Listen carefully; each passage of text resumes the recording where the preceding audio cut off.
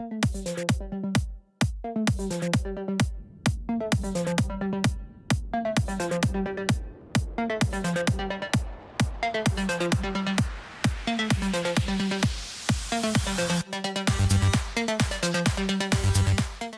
top notch, man. Tail hooks out. Is it? Mm-hmm. Yeah.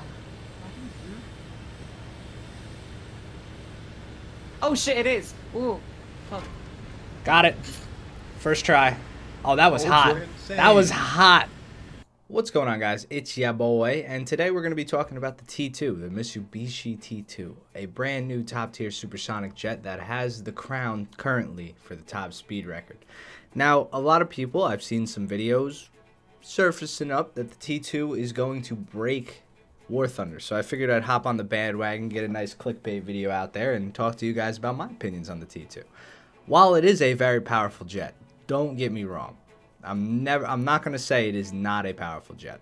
And obviously we do have to wait till the live servers come out to actually see how it is going to affect matchmaking, how it is going to play against normal people, you know, because it all matters. If there's a good pilot, he's obviously going to deal with the T2 better than a bad pilot, and so on and so forth. But in my opinion, from playing the vehicle, playing the plane, playing against other planes, I don't think it's going to have the effect that some people are giving it. It is definitely a strong vehicle, right? So we get a radar plane, a radar jet that can go potentially, I did this in a dive, Mach 1.68. This thing gets 2 AIM-9Es, and obviously the radar guidance system and stuff gives you a virtual indicator. And the virtual indicator is very nice because this plane has a Vulcan cannon. It's a actual minigun type of cannon, rotating style cannon in the nose. That is super powerful, so powerful in fact it actually makes your plane rudder on to the opposite side of where the gun is. Now, that's out of the way. Drop shoots are also in the game, or stop shoots, drop shoots, pop shoots. You know what I'm talking about. The parachutes that pop out while you're landing, which is really cool. A lot of planes got those, and I think that's pretty cool. That's why I showed it in the beginning of the video. But that's not what this is about. So the T2, while it is a very fast, needle-like plane, it can land on carriers. Well, it could on the dev server. And it does have a very, very powerful competitive gun. From what I noticed, it sparks a decent amount. And I think the reason it sparks a decent amount is because it's only firing one bullet per cylinder. It's not like... Of course, it's a Vulcan. It has a great rate of fire. It puts a lot of bullets out there. But it's one streamline of lead, right? It's not 2 cannons, 3 cannons, 4 cannons. Kind of like, let's just say, for example, the Hunter. If you shoot at a plane with the Hunter and you get anywhere near him, the plane evaporates because there's 430 mils hitting that plane. Whereas this plane, you only have 1 cannon. While it does have a lot of barrels and they rotate and it increases the rate of fire, it doesn't increase the actual burst mass that you're getting hit with. So sometimes you'll only hit 1 bullet. And I know that seems unlikely because of the rate of fire, but with jets moving super fast and stuff like that, different angles of attack, different approaches, it's very easy to just hit 1 shell, 2 shells. Maybe that's it, and you'll get hits. So it is not the most reliable gun at top tier, while albeit a very good one and a very reliable source of getting hits. It's not the most reliable in one-shotting, from what I've noticed. So that obviously is subject to change. The live server isn't out yet. I don't know exactly how it's going to play. But another thing with this aircraft is, while in the vertical fight, it's fantastic because of its thrust, right? So it's super fast. If you pull a vertical, you're almost guaranteed to outclimb most jets that you're facing. If you pull side maneuvers, where you're turning the plane left or right, you notice that you get outturned, and not only do you get outturned, you bleed speed. You bleed speed so fast because of the short wings and the actual design of this aircraft. It is meant for speed. You can tell it is a needle that will pierce through the skies, powered by 2 huge-ass engines, but it doesn't have the surface area and the turning capabilities of a plane, let's say like the Super Sabre or even the normal Sabre.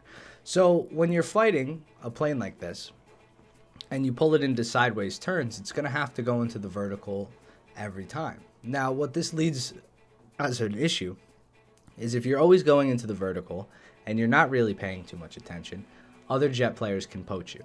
And poaching a plane like this in a vertical is absolutely the number one situation you want to see, because it's such a big target.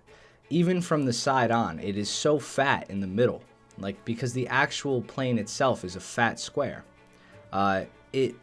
It creates this problem, because if you get hit a little bit with this plane, a little bit on the wing, a little bit on the tail, a little bit here or there, it causes massive issues to the entire plane's performance.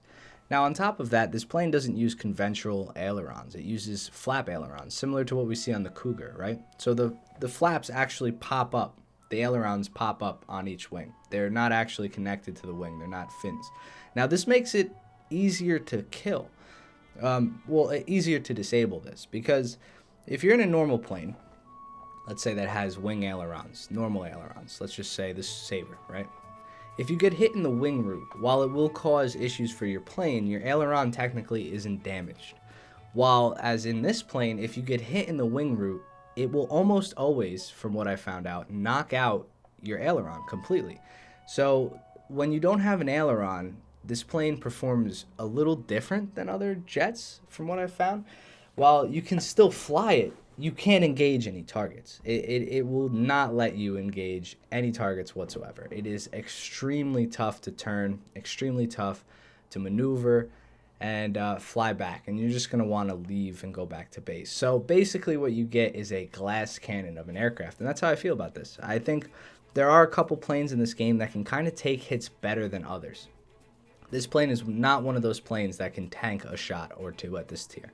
If it gets hit at all, it's going to go down, or it's going to have so much trouble that's going to have to go back to base and land, which leads me to believe that it's not going to have the actual impact on the game that some people might think.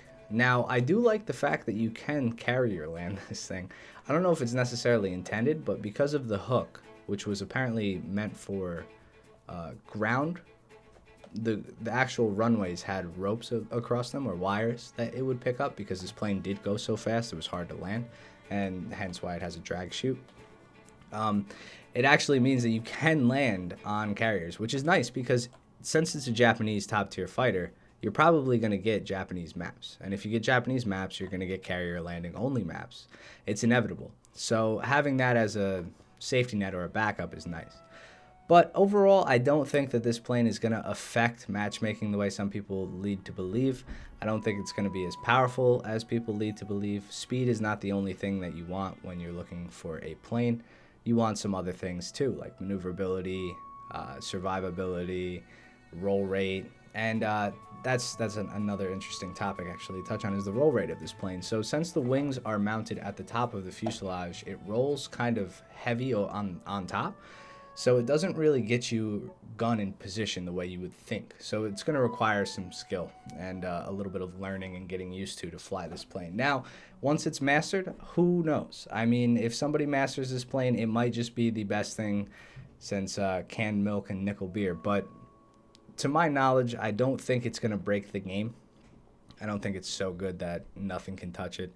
And I think it's going to be a really interesting addition to top tier. So what I'd like you guys to know, or let me know, is tell me in the comment section down below what you think personally about the Mitsubishi T2. I think it's a beautiful aircraft. I love the skins they added with it, and I don't think it's necessarily too soon. We have to wait for the patch, of course, to make sure and actually find out how this thing's going to perform, but I'm overall excited to see this thing. I'm also excited about some of the other jets that are being added, like the new CL and whatnot. So let me know what you guys think about that in the comment section down below. It's been your boy Slick. If you're new to the channel, feel free to click that subscribe button. I do this pretty much daily with the War Thunder content. And I'll see you guys in the next one. Deuces.